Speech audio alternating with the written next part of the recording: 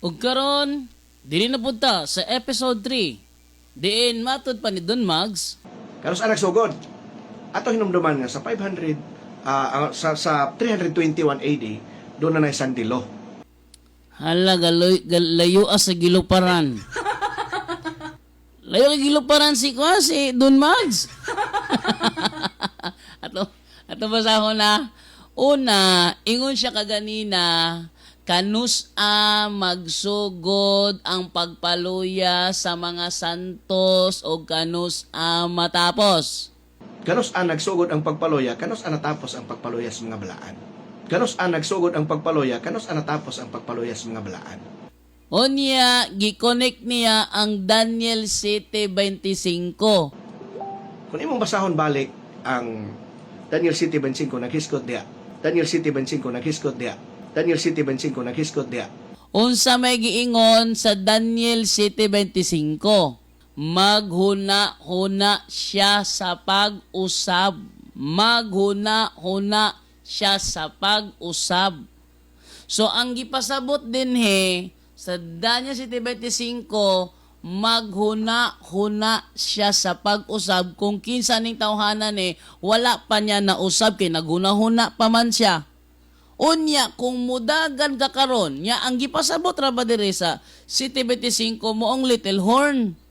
Unya, mudagan ka sa 321 AD panahon ni Constantino. Mulutaw na hinuon nga sa imuhang conclusion, si Emperador Constantino ang little horn. Ha? Noon sa naman yung tao ni iya kay lahi na po ding interpretation na po. Lahi na po ding interpretation. Gatuo man kog magsugod sa panahon sa Santo Papa, mudagan ni Constantino di ay. Si Constantino ang little horn, kay mo may giskutan dire. Maghuna-huna siya sa pag-usab. Maghuna-huna siya sa pag-usab. Unya ingon siya, nagsugod na kag Constantino. Si Constantino pala ang little horn. Ano unsa naman yung tao ni Don Mags, oy? Iyahay naman sila interpret sa Daniel 7:25. Balaod sa Domingo nga pakanaog ni Emperor Constantine. Unya daghan nga mga tawo nga wala mosugot ani, daghan nga mga Sabadista nga wala mosugot ani, nalaya sila. Nanapoy lain tinumutumo ni Don Mags na pod. Matod pa niya sa pag-implementado ni Emperador Constantino kuno daw sa Sunday law, mga Sabadista kuno wala miangay ng layas.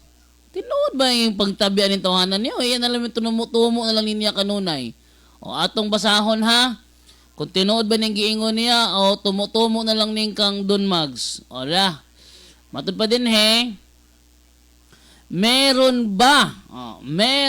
bang mga Hudiyo? Kasi Sabadista ni panahon ni Constantino, mga Hudiyo ramang yun. Meron bang mga Hudiyo na nagsilayas dahil sa Sunday law na ginawa ni Emperador Constantino? Maikli at diretsong sagot, walang matibay na ebidensyang historikal na may mga Hudiyo na nagsilayas o tumakas dahil sa tinatawag na Sunday law ni Constantine the Great. Wala! Ano ba talaga ang Sunday law ni Constantine? Noong taong 321 AD, naglabas si Constantine ng kautusan na ang mga hukom, mamamayan sa lungsod at manggagawa ay dapat magpahinga sa Venerable Day of the Sun o Linggo, maliban sa mga magsasaka kung kinakailangan. Mahalaga, hindi ito direktang batas laban sa mga Hudiyo. Hindi ipinagbabawal ang Sabat. Isa itong civil law, hindi religious persecution law. Gapataka ka lang yun diha Don Mags. Ha? Bakakon jud kang tawhana ka. Bakakon jud kang tawhana ka. O apektado ba ang mga Hudiyo sa kasaysayan? Ang mga Hudiyo noon ay patuloy pa rin nag-oobserba ng Sabat. walang record na sa pilitang ipinalipat ang kanilang pagsamba sa linggo. Walang record na pinarusahan sila dahil sa Sabat. Wala ring record na nagkaroon ng mass migration dahil dito.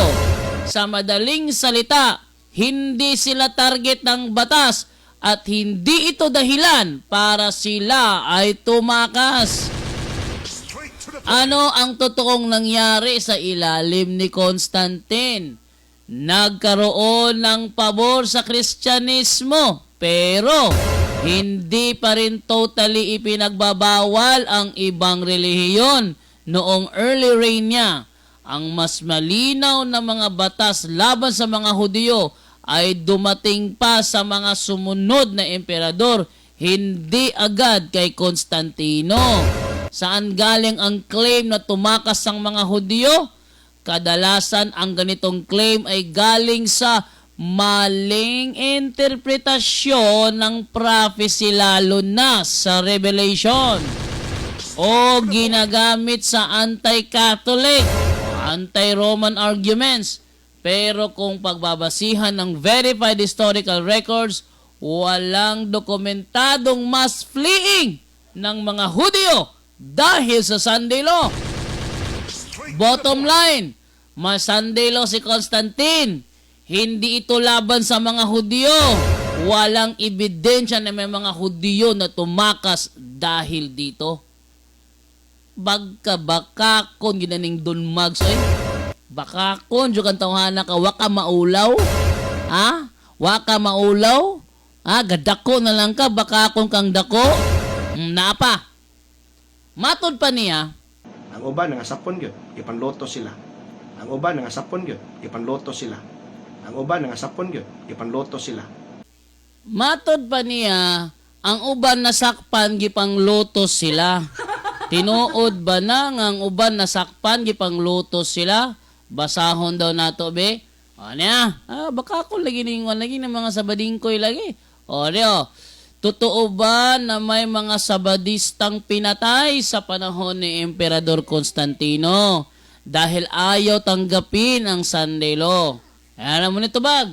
Diretso at malinaw, walang ebidensyang pangkasaysayan na may mga sabadistang pinatay noong panahon ni Constantine the Great dahil tumanggi sa Sunday Law. Unya, bakakon yung tawhanan no? Bakakon, jud ka Don Mags. Sobra ka sa tanang bakakon, wala ka maulaw ana. Wala ka maulaw ana, ha? Nagigil ko nimo ha. Bakakon kang dako ha, bakakon jud kang dako. Sabadista bakakon jud kang dako ha. Ha? Don Mags, pagkabakakon kay nimong dako, ano ba talaga ang ginawa ni Constantine? Noong 321 AD, naglabas si Constantine the Great ng batas. Gawing araw ng pahinga ang Sunday o Day of the Sun. Importanteng detalye, civil law ito. Civil law. Kasabot ka, Don Mags, civil law na. Ha? Kasabot ka, civil law na, ha? Civil law na. Ayo, pag binugo niya, ha? Civil law ito. Pahinga sa trabaho. Hindi utos na sambahin ang Sunday kapalit ng Sabat. Dili man din nasugo dahil nga manimbag Domingo puli sa Sabado. Pagkabakakon yun mo tawhana ka. Pagkabakakon yun mo tawhana ka. Oh? May exceptions. Halimbawa, farmers pwedeng magtrabaho. Walang nakasaad na parusa ng kamata. Bakakon yun mo tawhana niyo. Pagkabakakon yun mong tawhana ka, Don Mags, wa ka maulog, dako ni mong laos, bakakon kang dako. Ha? O? Walang record na may pinatay dahil dito. Pagkabakakon yun tawhana ni. May persecution ba ng Sabbath keepers noon sa panahon ni Constantine, early 4th century? Wala. Nakasabot kag wala. Ha? Nakasabot kag wala. o di na juga kasabot gyud og wala. Ha? Walang historical record mula sa Roman historians, walang historical record mula sa mga church fathers, at walang historical record mula sa mga legal documents. Hindi totoo na may pinatay dahil lang sa hindi pagsunod sa Sunday law. Sa panahon niya, bakakon ning mga sabadistahan mga bakakon ni sila. Ha? Saan ang galing ang claim? Karaniwang galing ito sa later interpretation ng ilang grupo kasama ang ilang SDA teaching. O nang nihawa ko diha kay baka ko ng mga sabading kuya na. O, paghalo ng ibang panahon ng persecution, medieval era sa panahon ni Constantine. Pero kapag sinuri, walang direct evidence. Wa ka maulaw ana dun mags, bakakon kang dako ha, bakakon kang dako. Walang documented executions tied to that law. Pagka bakakon yun ni mo ha, wa ka maulaw, kadako ni mong lawas, bakakon kang dako. Nya, di ka maulaw na. Patulot-tudlo ka diya, wa ka kaburo, sige pantudlo ni mo. O ano totoo nangyari historically? Ang Sunday worship ay umiiral na bago pa si Constantine. Nakasabot ka na? Nakasabot ka na? O bogo na lang jud kay kadiya kasabutan na. 2nd to 3rd century Christians already gathering on Sunday. Ang ginawa niya, inilegalize o sinuportahan, hindi nag-imbento. Mga bakakuna mong sabading kuya mo. Ang malalang religious persecutions nangyari bago siya naging pagan emperor. At mas huli pa sa medieval period, hindi sa kanya. Oh. So, diyan makita ba? Bakakon jud ka. Don Mags. Don Mags.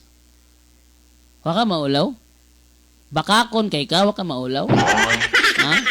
Kaulaw po day. Kaulaw po ba?